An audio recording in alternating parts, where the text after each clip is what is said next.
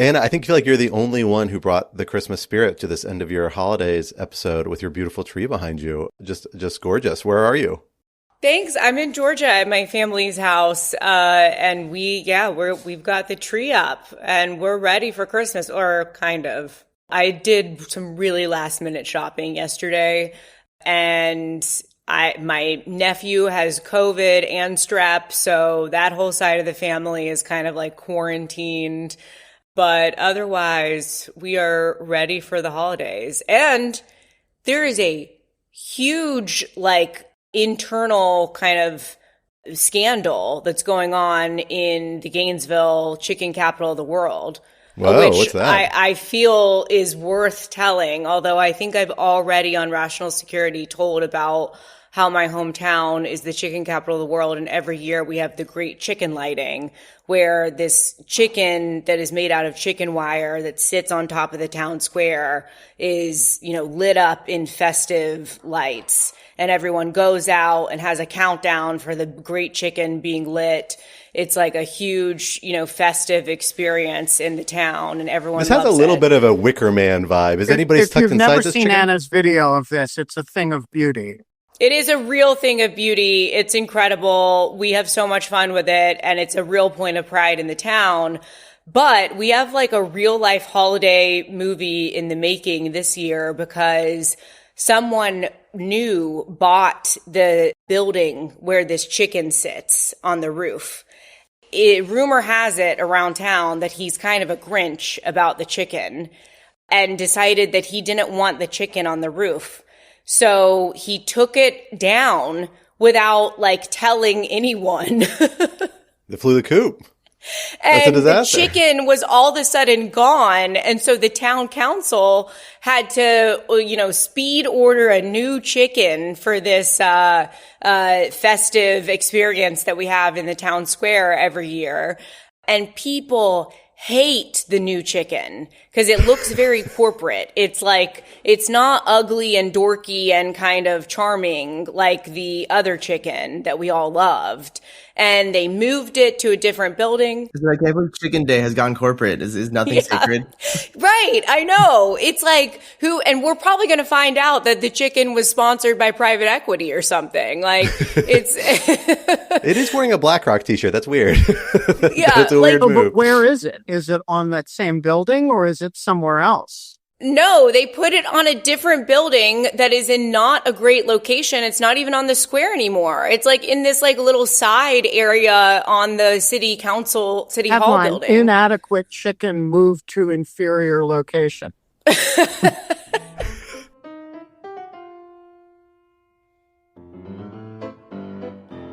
Hello, everyone, and welcome back to Rational Security for the final time in the year 2025. That's right, this is our traditional end-of-year episode where we take the topics that you've submitted to us to talk about, the object lessons you've asked for us to share, and we do our best to tackle them and share them on this episode, whether we know anything about them or not, because yes, this is the podcast where members of the Lawfare team try and make sense of the year's headlines, or in this case, whatever you guys want us to try and make sense of.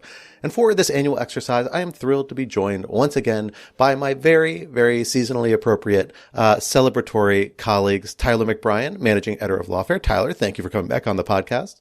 Thank you for having me. I don't see any Christmas cheer on your shelf behind you. You need one little reindeer or, one little menorah or Christmas tree or something. But you're so just perfectly manicured as always. But I don't see any seasonal accoutrement. Just off screen, it looks like Santa's workshop. Trust me. It's just all Christmas lights. There are elves hard at work all around you in a way that can't be illegal in the city of New York. Fair enough. Also joining us as well is Lawfare Senior Editor Anna Bauer. Anna, thank you for coming back on the podcast. Thanks for having me. I'm happy to be here. And you are much more seasonally accoutred. Thank you very much for giving up to it. I am, of course, in my office where there's nothing of any particular seasonal nature whatsoever, as I've been booted out of my house unceremoniously. But that's okay. I brought the cheer in my heart, if nothing else, as did, I'm sure, Lawfare Editor-in-Chief and co-host emeritus Benjamin Wittes, who's in the most seasonal locale at all. Tell us where you are, Ben. I am in Miami Beach, where I have been booted out of my hotel room and where they are playing loud music in the lobby. So I am sitting out on a pool deck in the wind and therefore apologize for any problems with audio that might create. Ben is living the dream of the Corona commercial, which is with the Christmas I always wanted to have, where you're just slowly listening to slow jingle bells. All of a sudden, the palm tree lights up with some Christmas lights. It's great. That's exactly what I'm looking for. Every Jewish boy's dream. There you go. There you go. Well, I am thrilled to have you guys with us as we talk through a couple of topics we've gotten submitted from our listeners. We got a lot to get through this episode, so let's get right into it. Our first question today, which Ben, I'm going to direct to you to take our initial crack at. It is from Sean. Sean, hopefully I'm saying pronouncing your name correctly. I think I am. Who asked, essentially writing from Europe, asked, what sphere of influence is Western Europe in today? Noting that it seems like we've got China and Russia and the United States potentially dividing a sphere of influence. He says he doesn't necessarily buy into that perspective, but it's one way to view things. I think I put that forward, that perspective in regard to the national security strategy on the podcast recently. I was wondering, how does Europe fit into one of these spheres of influence if it should? And how should we be thinking of Europe if we are accepting or at least taking as a hypothetical worldview this sort of spheres of influence perspective the Trump administration may be bringing to bear? Ben, what do you think? Yeah, so I would start by saying sort of traditionally, Western Europe is solidly within an American sphere of influence, as much as I don't love that terminology. The Trump administration is doing everything in its power to push it out. And this is not usually the way countries behave. But the United States right now is extremely hostile to Western Europe, to Western European security interests, and frankly, to their own vision of their own statehood. So we are menacing Denmark with the annexation of their overseas territory, Greenland. We are actively intervening in countries to make them more tolerant of neo-Nazi parties. We are, of course, being very non-committal with respect to what the scope of our security obligations are with respect to any of these countries. And then we've declared war on them from a trade perspective. And so all of this has the effect of communicating to Western Europe that we are a highly unreliable guarantor of their security. And that gives them really three options. And all of these options are very much in play in Western Europe. One of them is to close your eyes, pretend it isn't happening, and do the, see no evil, speak no evil, hear no evil monkey thing, and pretend that nothing has changed in the transatlantic relationship. And there are definitely Europeans who are playing that version. The second is triangulate. That is, try to have a different relationship with either Russia or China or both. This is particularly germane in far-right circles in Europe, but it has, particularly the China option on the trade front, has a much broader resonance than that. And the third, and I think the conceptually dominant one, but the hardest one to execute, is to try to establish Europe as a really independent policy engine. And that's easiest in the regulatory space and hardest in the defense space, where their reliance on the United States is really extreme. So those are the options. I would say right now, Europe is very much, Western Europe is very much still in the United States sphere of influence, so to speak, but very uncomfortably so. And the future of that relationship is very much in doubt. Yeah, I don't disagree with that. But I would put a slightly different frame on this, which maybe I think gets at some of your reservations about this kind of framing, Sean, that the Trump administration seems to be leaning into a little bit, which is that it really just understates European agency and the European relative parity of power. Europeans are powerful. They're a massive economy, like the world's second biggest economy, I think. Certainly high up there. And they're a huge force multiplier for the United States. They're very beneficial to us when we use sanctions, when we use trade measures, when we're trying to wield economic power and other types of power. They're incredibly valuable to us. We saw that in the aftermath of Russia's invasion of Ukraine. There's a lot of it, more of a two-way relationship here than the sphere of influence perspective likes to take. And if you all of a sudden say, well, this is this is our sphere of influence. Russia and China, they're the only other major powers out there. And Russia, by the way, European parity, I think is more true than people acknowledge. Like, it's been shown to be revealed that Russia is not quite as big a power as people thought it was 5 years ago. But, the key problem is that if you really embrace this view of spheres of influence, and you start asserting your spheres of influence, you lose your allies, which is actually what they are, because they have a lot more autonomy to break out of this three-way thing. They're not stuck in our sphere of orbit, as Ben's articulated. And, when you stop being sensitive to that, you're going to lose them, and then you lose influence. And all of a sudden, your quote-unquote sphere of influence isn't quite the sphere you think it is. There's no guarantee of it. And there's other ways Europe can go about its security, a lot of which the Trump administration is pushing them towards with more autonomy. If the Trump administration gets what it wants, 10 years from now, they're going to be much less in our sphere of influence, not more. And so how is that compatible with this effort to dictate their cultural values and influence their domestic politics? The answer is it's not. It's one of the big incoherencies in the national security strategy the Trump administration recently released, among other parts of its policy. Tyler, Anna, anything from you guys you want to add to this? Yeah, I was thinking I was just going to do the annoying thing of taking issue with the premise of the question, which, the spheres of influence need, at the very least, regional hegemons. And I think we're in at least we're far past the unipolar moment. I think we're in this like multipolar moment where it's not so clean to say you can't just like cut up the map and say, I think that Europe has reason to play ball with China and us at different times. And so I think spheres of influence are much more fluid in this moment than, let's say, the height of the Cold War. Yeah, fair enough. All right, Ben, why don't you take on our next question and present that to us? It's coming in from Chris, it looks like. All right, let's direct this to Tyler first. Tyler, what should we make of President Trump's lawsuit against the BBC? I think we should make of it that it's just part of a greater trend and campaign on the Trump administration's part against the media. And just because the BBC is a foreign outlet doesn't mean it's necessarily immune from these lawsuits, which I think we're seeing. Just to remind everyone, this suit was about a speech that Trump gave on January 6th.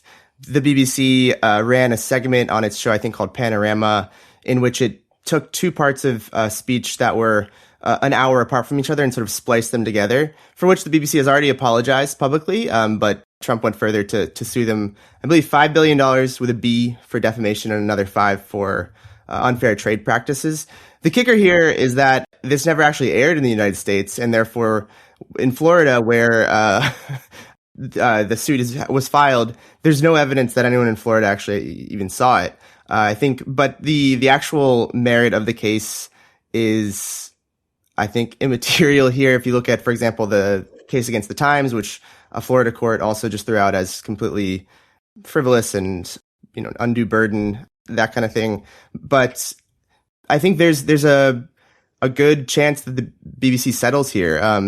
This also comes at a time when the BBC is up for its once a decade, I think, charter review, where a lot of questions are being asked about its funding and about its relationship with the government. And it may just calculate that it's easier to settle than continue on this knockdown, drag-out fight with the president of the United States at such a high-pressure time. So I think if you're Trump, it makes sense to just keep filing these lawsuits, because either you win by settling, you get money, and you get a victory over the corrupt media.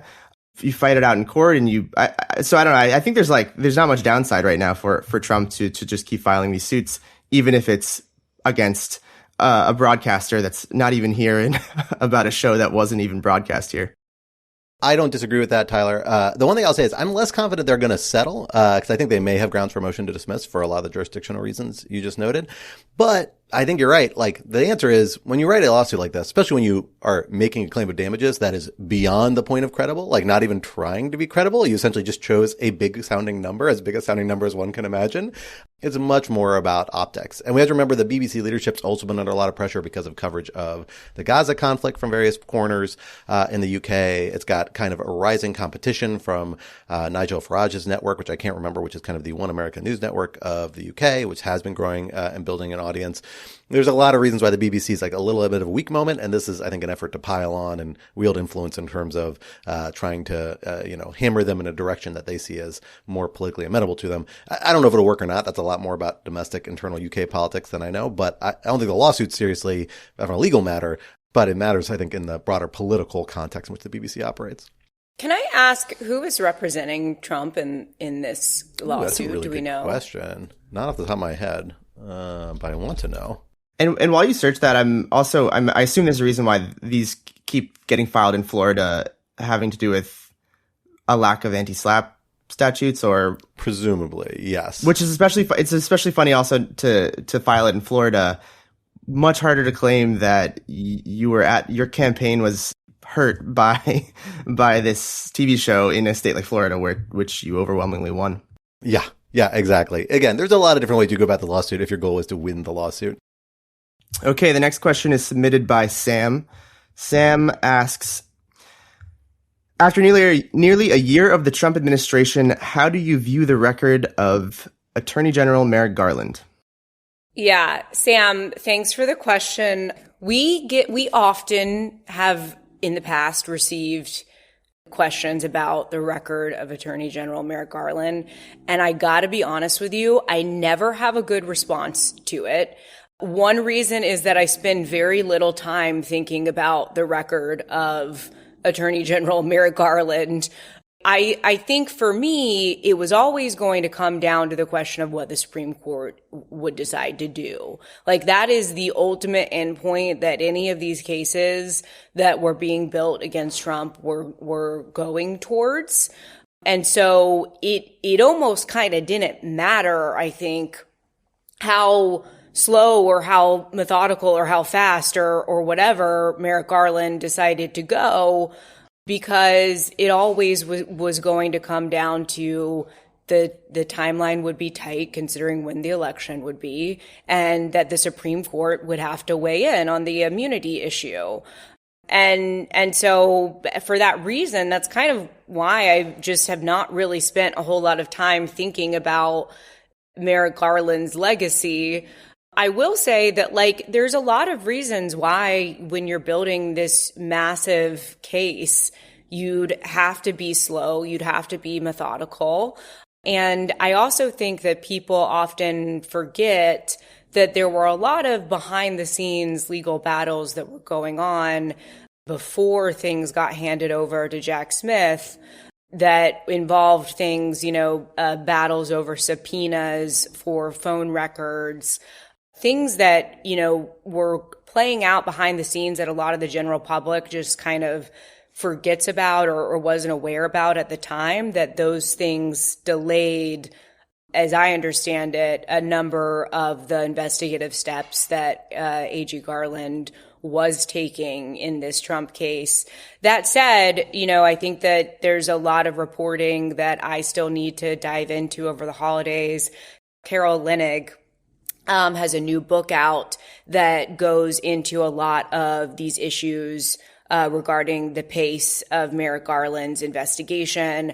I think that I need to read some of that reporting in more depth to really come to an informed and educated opinion about Merrick Garland's legacy. But, those are my initial thoughts. I'll also mention that this question includes a number of follow-ups about, would it have made any difference? Were too many low-level January 6th participants caught up in prosecution such that it was easier for Trump to issue a pardon for all participants as opposed to a focus on the worst offenders?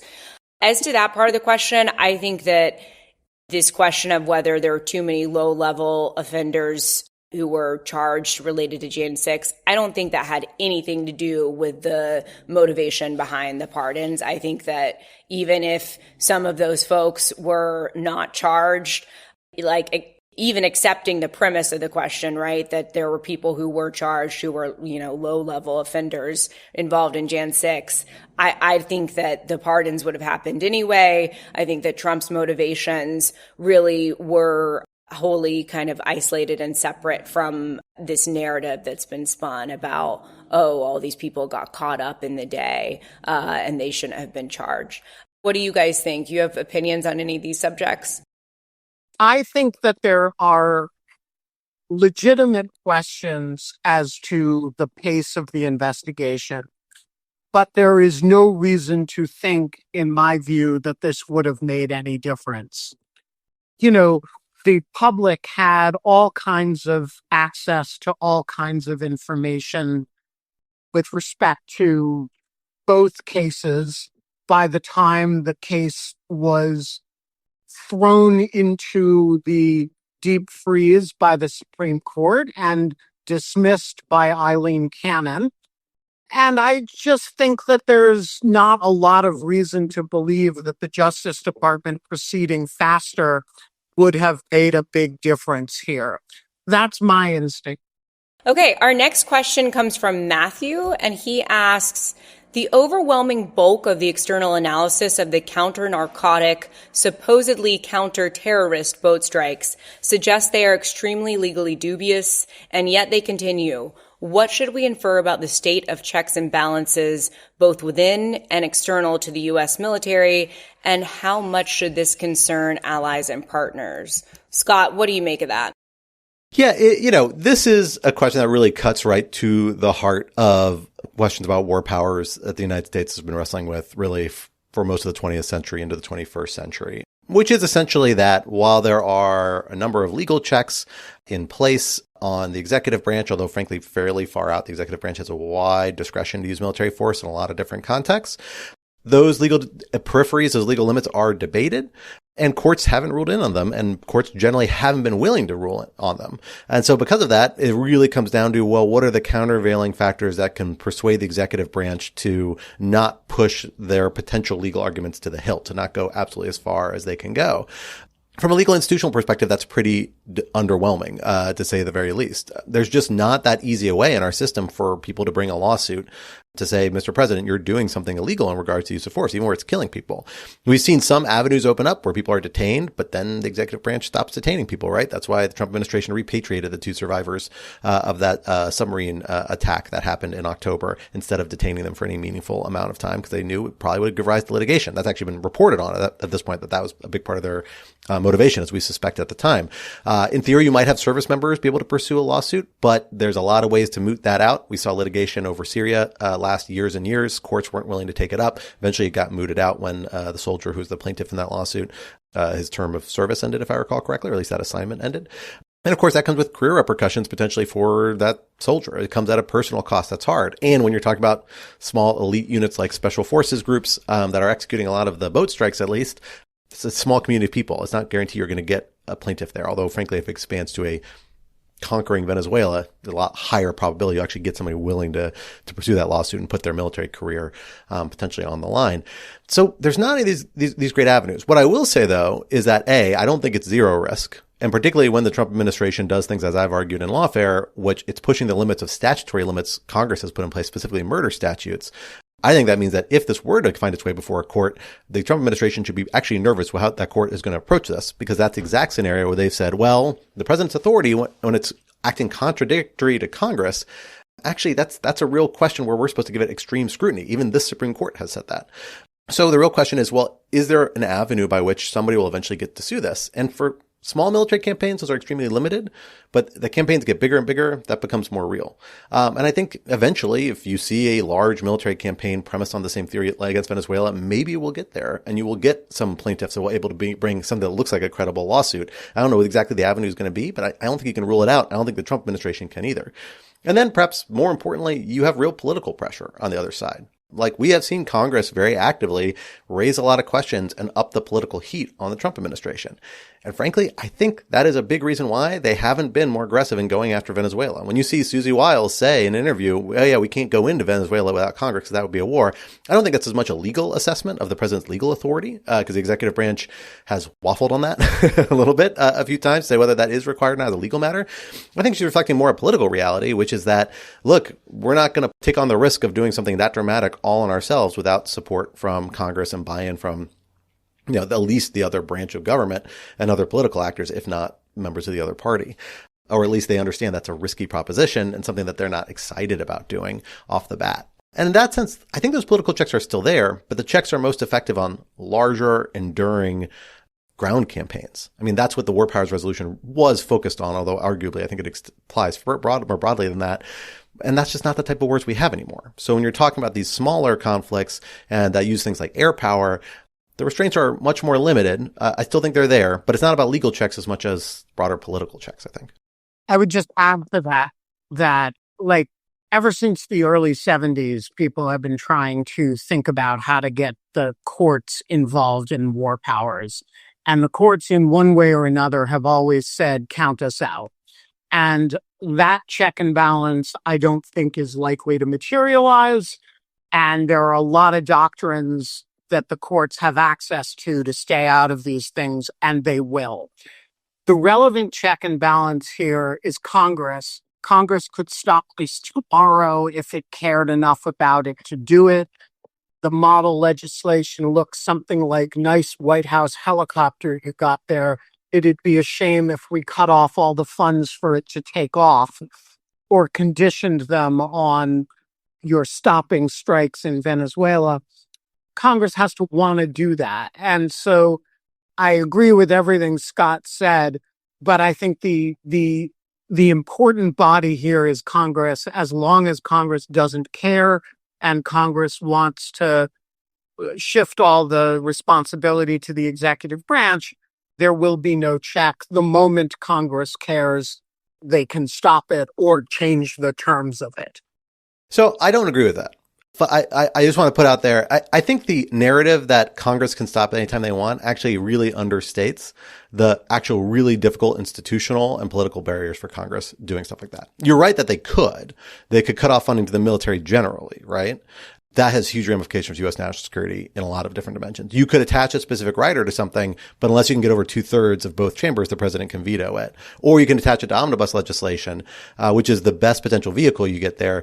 But that's a really, really tight barrier around which we only really have two pieces of omnibus legislation every year, appropriations bills and the NDAA, that do a ton that are really necessary, that comes with a lot of bargaining. So I don't disagree, I guess, fundamentally with the premise that, like, yeah, Congress can weigh in on this.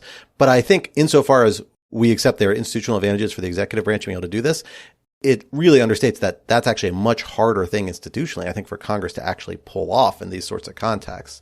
You know, that doesn't mean they shouldn't. They should Agreed. debate it. And yet the last time Congress really cared, which was about detainee treatment issues, you know, they forced down the Detainee Treatment Act down the Bush administration's throat.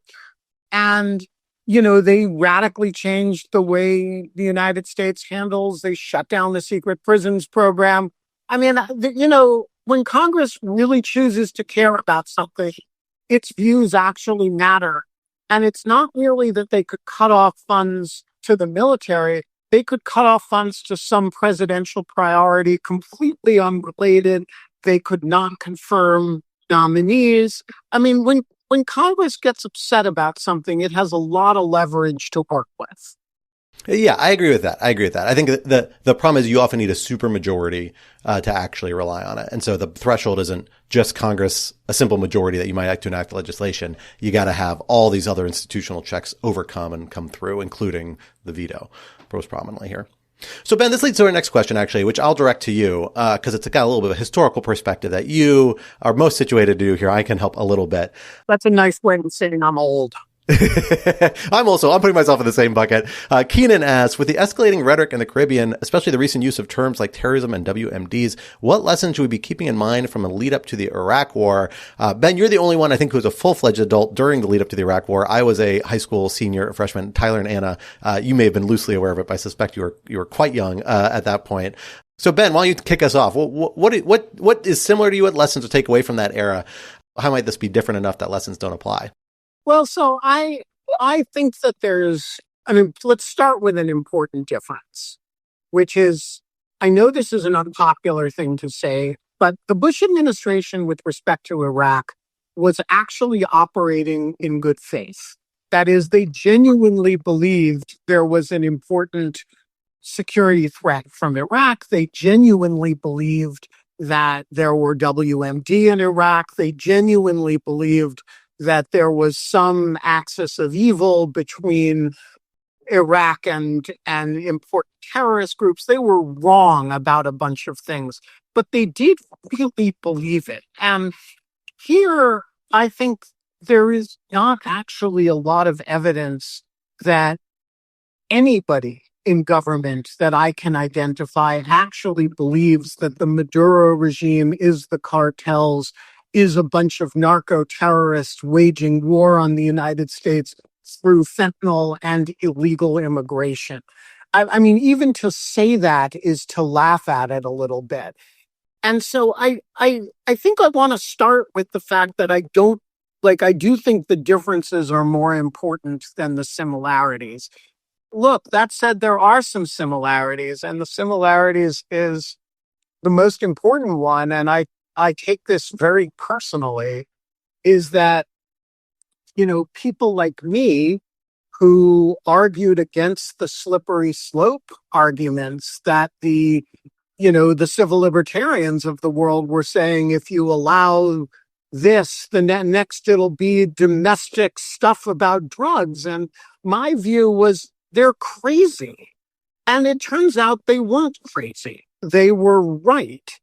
And so I take much more seriously than I did 10 years ago or 15 years ago the degree to which the same arguments that can be used in good faith by one administration that can turn out to be wrong can then be used by a subsequent administration in bad faith to justify things that are completely impossible to reconcile with the good faith of the original argument. And so, look, I don't know how I would evaluate some of those arguments now if made behind the veil of ignorance. But I do think that they should all be mindful of the way they were hijacked by this administration.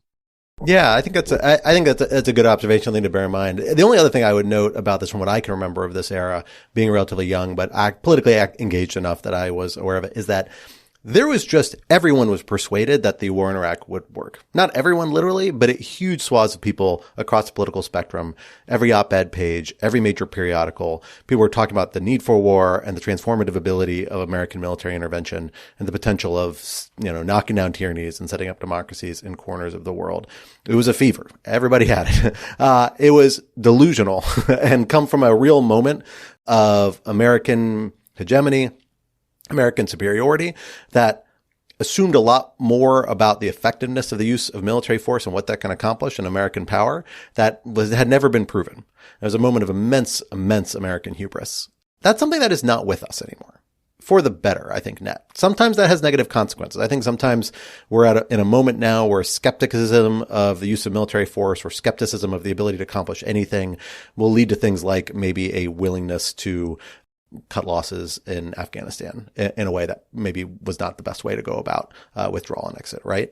Or it can lead to other sort of negative consequences, like people being so hesitant to get involved in military campaign, they're not going to detain people. They're going to either, repatriate them like in Venezuela or hand lots of detainees over to be managed by local Syrian forces in really challenging ways in Syria, right?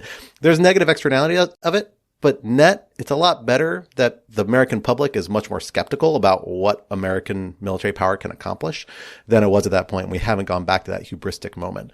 And I think that's actually a positive development net. And I think we're seeing it in Venezuela now. The fact that you do not have much buy-in from a lot of corners into this military campaign the Trump administration, or at least some people in it, want to pursue, I think is really telling, because it's just a very, very different attitude than I remember. Looking back at that historical moment, you can see in the historical record around 2002, 2003. Tyler, Anna, do you guys remember this at all? Do you have thoughts at all? Yeah, well, I guess I'll just say, I don't know if this is so much a lesson as another difference that gives me a bit of hope. From what I understand, during the beginning of the Iraq War, it was easy to wage a war on a population when I think it was easier to vilify people in the Middle East after the U.S. had been attacked, on its homeland. And I think Islamophobia is more prevalent than prejudices perhaps against people in Latin America. So I think people also right now in the U.S. don't seem to be buying that Venezuela and its government are chock full of narco terrorists. They're all drug dealers. I don't think people are buying that. They know that. I mean, some of these people who have been killed were just fishermen. And so I'm hopeful in that it doesn't seem like there's this same prejudice against Venezuelans, or it just doesn't seem like it's a much harder sell if we were to invade or go to war against these people. So that brings me another question. This is from Justin. I'll direct it to you, Tyler. Justin asked, he has a long preface, a long question, a lot of context. So Justin, sorry, I'm not going to read it all off here for time reasons, but essentially he asked, what can be done to reverse Americans' tolerance for the slide towards a liberal democracy? You know, we're in this moment where a lot of things that seemed pretty shocking from an institutional basis would have seemed shocking certainly in 2016 and earlier, maybe as recently as 2024, don't shock us to the same degree and don't have the political repercussions a lot of people always assume they would. How big a problem is that? And what can you do to put the brakes on that? Big question. Yeah. Thanks for the easy one. Yeah, I guess I'm worried about a tolerance toward this slide, but I'm even more worried about what seems to be an embrace, a more enthusiastic embrace of a liberal democracy by the current administration and its supporters, and an outright disdain for the constitutional democracy that we have enjoyed for so long. What worries me is holding up models of a liberal democracy abroad as allies or as something to aspire to. I'm thinking, of course, of Orban or Israel's current government. But I think there's a few things to do here, and then I am really curious what other people think. One is to insist that things like the rule of law matter, and to just not really like count them out before it's actually dead. So if we were talking about these flimsy legal arguments that the administration was giving toward the boat strikes, for example, at least right now they feel compelled to make some legal argument. It's not like we are completely past any even fig leaf of the law. And then I think, lastly, I'll just say there's so much literature out there of democratic reforms, of ways to shore up democratic institutions against a fascist threat or an authoritarian threat. So the last thing I'll say here is the person who asked the question, Justin, also included in some of the context this quote from Timothy Snyder, in which he defines fascism as, I'll just read the first sentence. Fascism is the idea that it is not rationality that's the basis on which we build politics. It is will and imagination. And so I think if people are enter the thrall of fascism based on these promises of will and imagination, I think the reaction to it and the political project to fight it should also have a sense of imagination to it. It can't just be a promise of return to normalcy. It can't just be we're going to survive. It has to also offer something for people to not just survive, but thrive. And it also has to strengthen itself against future fascistic threats. I'll leave it there because I don't want to go into any specifics, and I'm not sure what to say beyond that. But, certainly this past year, if you're not worried about it, then you should be. I have a couple things to add. Since the name Timothy Snyder has been invoked, I feel obliged to say, don't abandon your country, particularly if you have tenure at Yale. That's thing number one.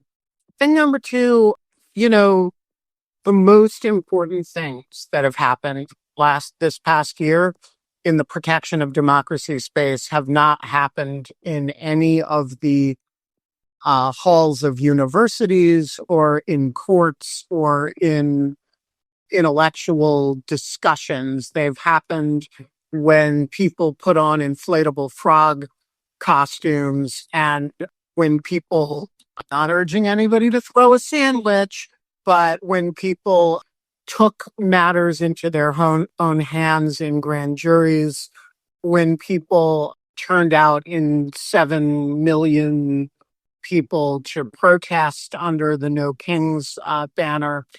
And, if you're not getting involved in things that are active, things that you can do that feel right, that is the missing piece right now. Everybody should be getting involved in things. And I don't want to, I have my own prejudice in this regard. I see very few problems that can't be solved with a projector.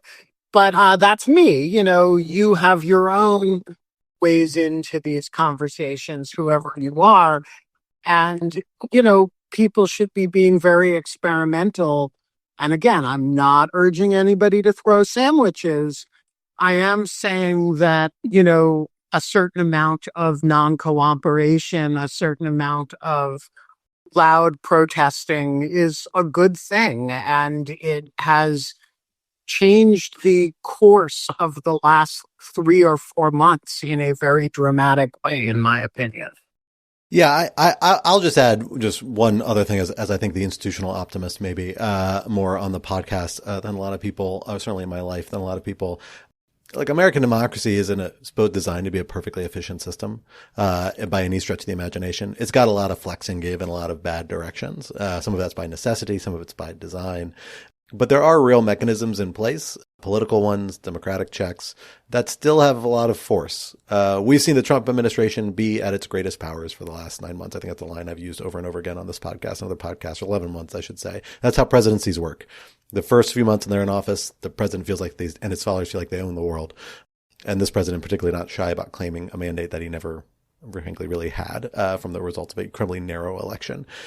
That is where we're at, and they're beginning to face the reality that that's actually not the case. And that when you start acting like you have the mandate to do whatever you want in the world, real pushback does come. It takes time. It's painful. It's a difficult process. It's not easy to live through those interesting times. But the processes are still there. And I think the only way to really stay engaged is to stay engaged and keep engaging democratically, pursuing litigation, protesting, politely disagreeing, writing articles for Lawfare and other places about why things are bad and why things aren't going the way they should be going. Because that's all you really can do, is stay an active part of the political process. And that guides the process. It does have institutional outcomes. And then when you get those institutional outcomes and you get power, then you can start shoring up the institutions and make them stronger, make them better. That, if anything, was the big mistake that people made after 2020, is not doing enough to shore up those institutions and focus on other agenda items instead. More can definitely be done there, but there's still a democracy in process flourishing in the United States. And it's way too early to give up on American democracy as a whole. So hopefully for our friends overseas, bear with us a little bit longer. But the pendulum swing, and this one is swinging back. Yeah, Timothy Snyder. All right, Anna, we have one last question here. Why don't you bring us home with this one for Ben? A very personal and important question that we all have been wondering, Ben, from Angie. Okay, Ben, we all need to know from Angie. Thank you for asking this question, Angie, because I've been dying to know too. Is the martial arts fight challenge that Ben issued to Putin still valid? Oh, what a good question. So there's a few aspects of the answer to this question. One is, if you watch Putin recently, I don't think he's up to fighting me anymore. He hasn't been making great videos of himself with a lot of martial arts prowess recently. There haven't been shirtless on livestock. We haven't seen any shirtless on livestock. There have been no photos. Shirtless livestock videos.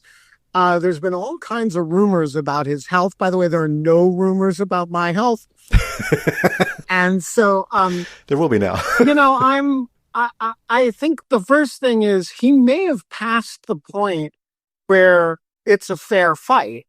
And, he's quite a bit older than I am. And so, number one, I'm not sure it would be sportsmanlike of me to fight him anymore. That said, I'm not a sportsmanlike guy. The offer still stands. Here are the rules. Number one, I will meet him anytime, any place. He can't have me arrested after he's taken an independent drug test. And that's it, So Estonia has offered to host the fight, and I'm still waiting. Wait, and it's got to be hand-to-hand combat, right? Just the two of you. Ooh, katana swords. I mean, I would, if he wants to meet with staffs, I would fight him with staff. You are going to have to be dressed like Little John and Robin Hood. I think that's the rule. Hand-to-hand combat, but here's the important rule. It can't be just grappling. I have to be able to strike. All right. There you go. The terms have been articulated. Still 1 decade in, I think at this point. They're still good. Maybe I should challenge the real administrator of Doge to a hand-to-hand combat. That would be shadowboxing. That is one of the possible administrators of Doge, not the real one, has done this before, as I recall. So you may want to be careful around that one. We'll have to see. Well, folks, that is all the time we have for topics today. Thank you to everyone who submitted topics for us to talk about. Apologies to those who we could not get to your topic. We ran a little short on time today, but this would not be Rational Security if we didn't leave you with the object lesson. This time it's object lessons that you yourselves have sent our way to share with the broader audience here at Rational Security. So let me start with our first one from Blake. Blake has a couple of coffee table book recommendations, photography book recommendations. The first one, which I'll share, is from Alistair Philip Wipers. Apologies if I'm mispronouncing that. Building Stories, which is a really wonderful looking architecture book. It has photography of places most people will never see, including national labs, which actually is pretty phenomenal. I am a big architecture photography person. I don't know. I'm just a 40-year-old dad, so I have all the 40-year-old dad hobbies. So I like pretty pictures of pretty buildings, and that's fine. And very similar to my object lesson a couple weeks ago. That's right. The coffee table book of photos of buildings that have been demolished in America. Yeah. So good companion piece right there. There you go. Oh, absolutely. Absolutely. And Tyler, why don't you take this next one for us? The next one we have is also from Blake. So the second is for the bike people in the office. Now I'm understanding a bit why I've been chosen to read this one. Thank you, Scott. Thank you, Blake. It's called Closure, The Final Days of the Waterford Bicycle Factory by Tucker and Anna Schwinn. Real bike heads out there will recognize that name. It looks great. Both are wonderful photo books I've enjoyed recently, and I think you will too. I think I will too, Blake. Thank you. Yeah, I'm not quite at the point of biking where I like pictures of bikes yet, but maybe I'll get there. We'll see. We'll see at a certain point. Anna, when you take our next one from Keenan. Yeah, this is from Keenan, and Keenan says, Sources and Methods, NPR's new weekly national security podcast, has an interesting variety of coverage and analysis from the State Department, the IC, and now outside the Pentagon. It's been a good weekly companion listen to Rational Security. We love a weekly companion listen to Rational Security.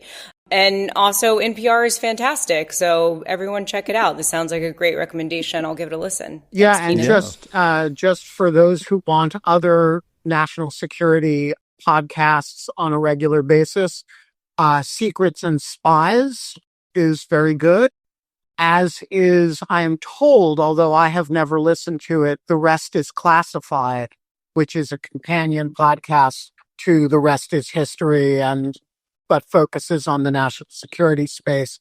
I have never actually spent time with that one yet, but people keep telling me I should. Oh, I've never heard of that. I'm excited. I like The Rest is History a great deal. I'll have to check that out. I don't have good Rational Security companion recommendations, but if anyone needs like pop culture commentary or celebrity gossip podcast recommendations, let me know because I've got you. I love being on podcasts, talking about podcasts. There you go. Hey, that's what you do. That's how it's called cross promotion, Tyler. It's part of the industry. It's a big part of the game. But we have our next object lesson here. Ben, I'm going to read this one off for you. Just 'cause I know we're having a little technical problem pulling these up on your end. But I'm curious if you've heard of this. Do you know who Danilo? Oh, I wish I'd let you read this now because I have to pronounce this last name.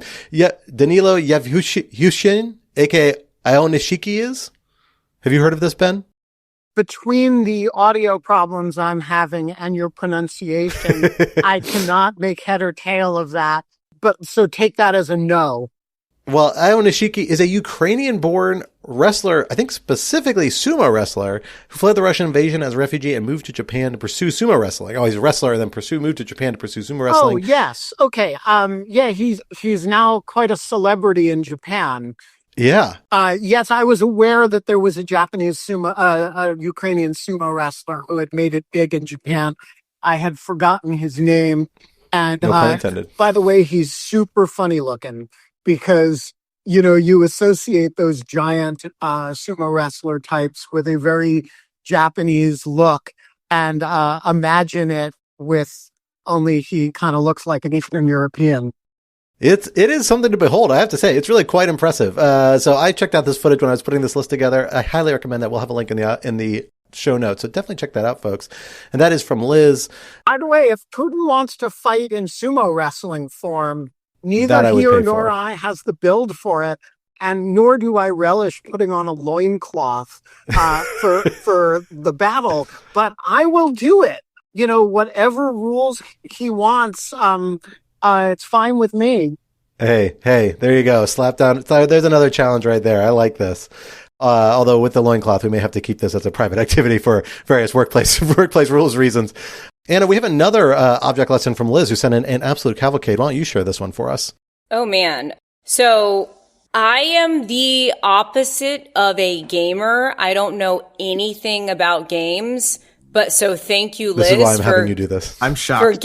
But I know, who would have thought that I know nothing about video games? But Liz, thank you for giving me a recommendation if I ever decide to make that my new hobby, because now I know that Claire Obscure Expedition 33 is Liz's game of the year. And she says, recognizing that I don't have nearly enough time to play other competitors like Kingdom Come Deliverance 2. And of Claire Obscure, she says, it's a good example of how something can feel fresh without reinventing the wheel. All right, fantastic. It sounds like it's kind of like an experience that she says feels closer to stepping inside a moody art film or illustrated novel than playing a video game. That sounds like my kind of video game. So yeah, exactly. I've heard it. I have enough nerd adjacent hobbies that I have heard. I get occasional updates on video games, and I've heard of this, and people say it's quite excellent. And visually, it's quite stunning. I've seen some of the commercials pop up on my Instagrams or whatever. Nerd adjacent or just nerdy? Just nerdy, I should say, but an adjacent sort of nerd, I should say, because I'm not a video game person, but I enjoy other things. Well, wonderful. Well, thank you, Liz, for that recommendation as well. And we have another recommendation from Liz in the book department. Tyler, this one's for you. Yeah, I just started over, and first of all, let me say, Liz, this is very well written. You should consider writing books of your own if you don't already. This is a book series recommendation from Liz, who says, the Sun Eater series starts out feeling almost comfortably recognizable. A space opera that wears its Dune influence openly with Empire's lineage and a chosen one gravity. But at least as far as Liz has gotten, it steadily peels away into something much darker. What begins as political maneuvering in space turns into a Lovecraftian cosmic scale existential crisis where the horror isn't just monsters, but the implications of power, time, and choice.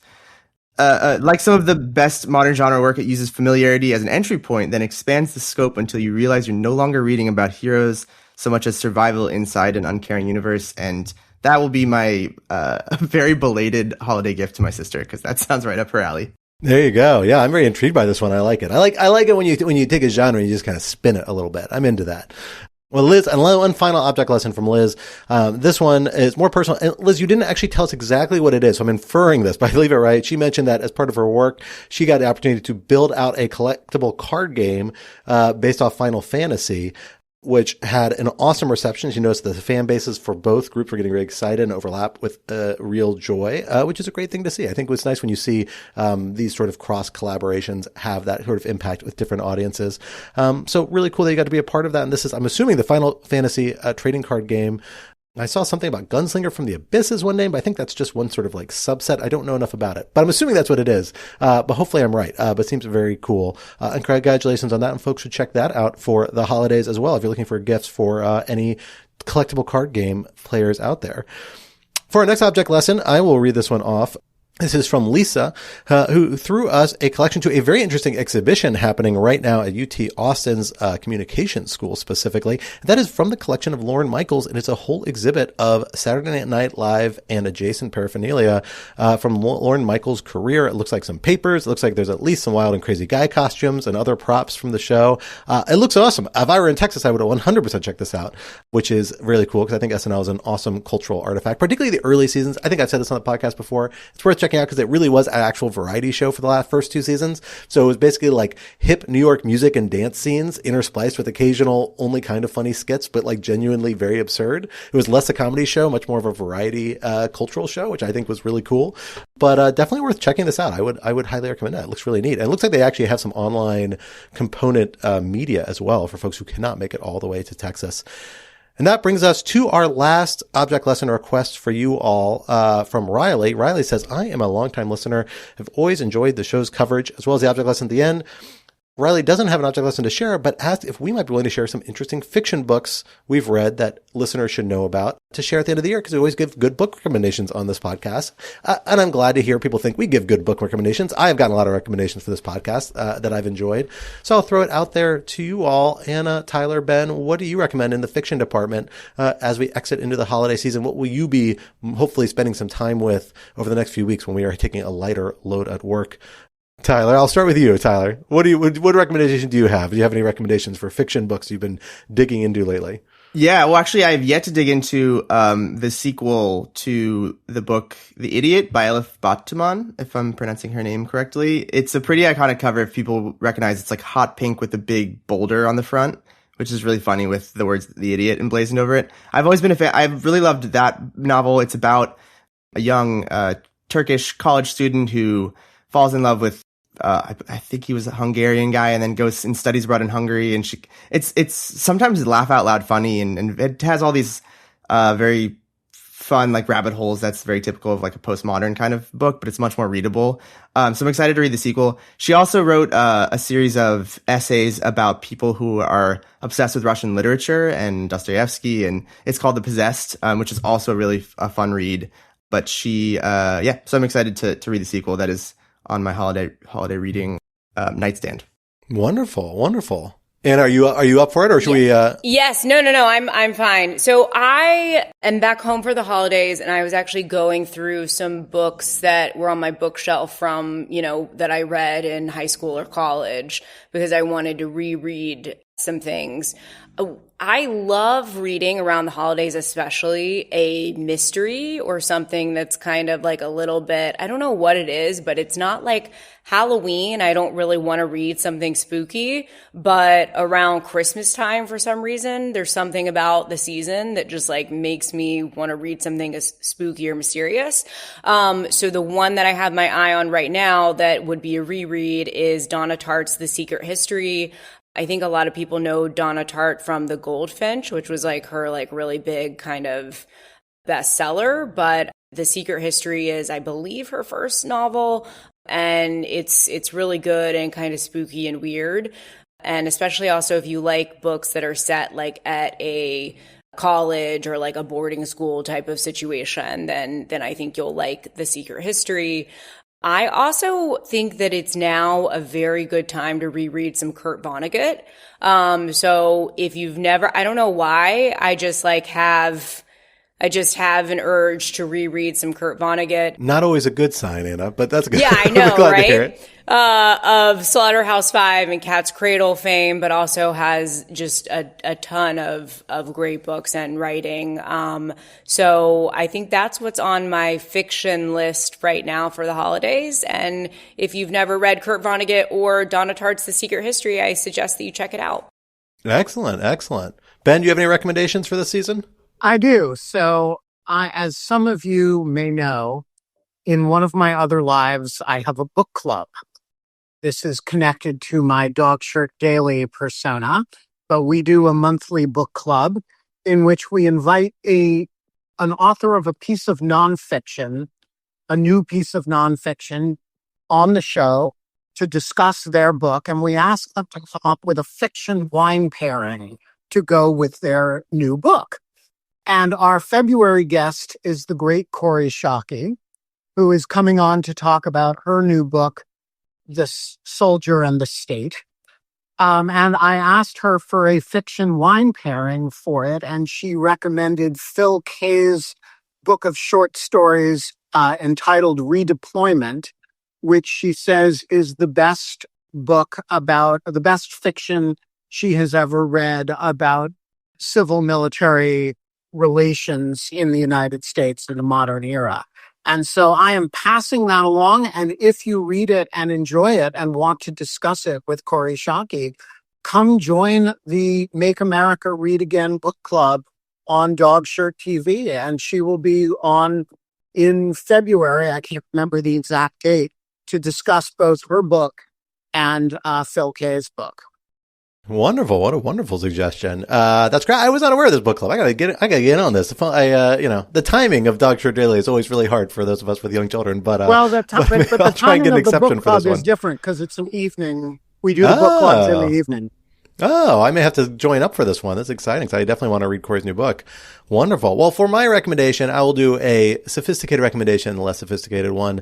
I am very excited. I actually have not read this yet, but I'm excited because we have a new Pynchon novel coming out, Shadow Ticket, that I know is on my Christmas list, and I am pretty sure I got it because I think I saw it in the bottom of my wife's side of the closet with her other gifts that she hasn't gotten to wrap yet, which I am excited about. I can't say I don't think I've read most of Pynchon's books, but I've read a number of them. Gravity's Rainbow, Inherent Vice, Vineland, Opac and Days. I always enjoy it. This one is a kind of a, postmodern absurdist version of a noir mystery, as far as I can tell, which I'm excited about. Seems like a cool genre. And obviously we're getting a double dose of Pynchon if you're going to see one battle after another, which is based on violence. So it's an exciting year if you're of the inclination. It might not be a good sign if you're interested in reading Pynchon either.